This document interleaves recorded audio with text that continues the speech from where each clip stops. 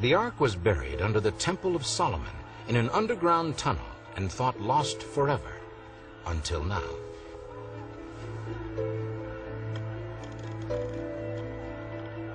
The most important evidence that the Bible is totally true could come from the rediscovery of the Ark of the Covenant. That's why so many have looked so hard for it. But does the Ark really exist? Did it ever exist? In 1981, an excavation took place on Temple Mount, in which 3 rabbis made a discovery that nearly set off another holy war between the Muslims and Jews. If we look at this sketch of the Temple Mount in Jerusalem, we can see subterranean passageways. Superimposing upon this a model of the temple, the Jewish historical sources tell us that there was a chamber of wood, or a wood pen, underneath which was a secret chamber that King Josiah deposited the Ark of the Covenant in shortly before the destruction of the temple by the Babylonians. In 1981, 3 rabbis entered through Warren's Gate, one of the original entrances to the Temple Mount. They tunneled through and came to an area in which they claim they now have direct knowledge of the exact location of the Ark of the Covenant. Do you believe that some of the temple treasuries... Yehuda Getz, chief rabbi of the Western Wall, was one of the tunnelers in 1981.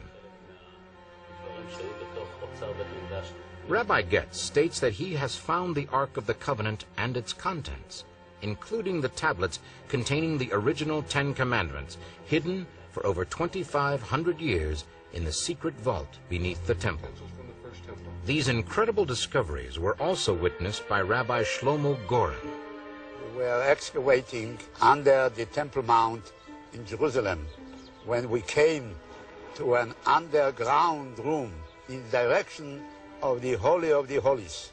And it was the Ark of the Covenant that Moses placed the 10 Commandments in. But when we came close to the Holy of the Holies, the Arab management of the Temple Mount decided to stop our diggings, and they erected a wall in order to stop us from getting to the Holy Ark.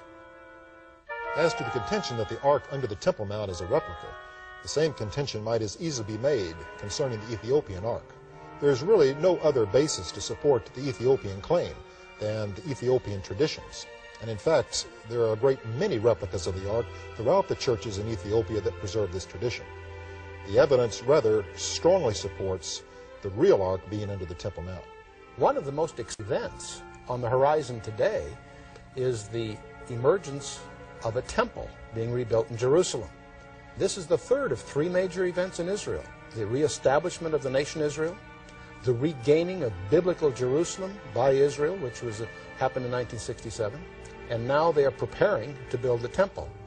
This whole event is all tangled up with their messianic expectation, and to a biblical scholar, it's one of the most exciting things on our horizon. There's over 100 different passages in the Bible that talk about a future temple. We know that Israel's getting ready to build such a temple. There's over 500 priests that are now in training in the ancient Levitical sacrifice system. We know that millions of dollars has been set aside. Even the government has been involved in studies of how to rebuild the temple. But what about the Ark?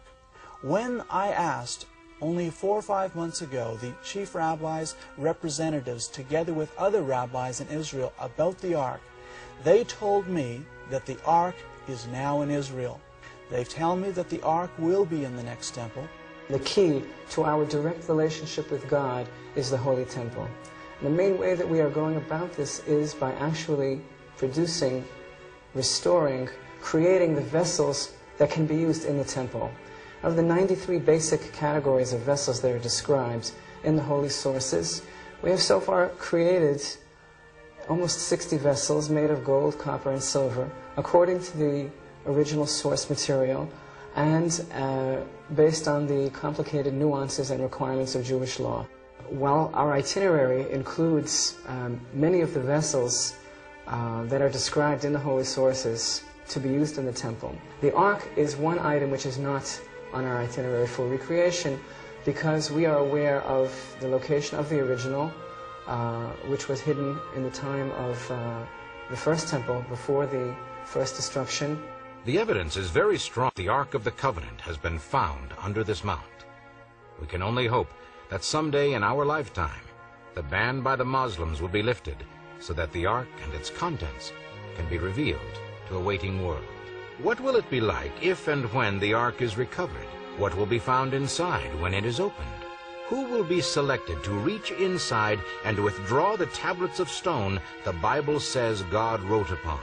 The idea is almost too stunning to ponder. And how will what is found inside change each and every one of us?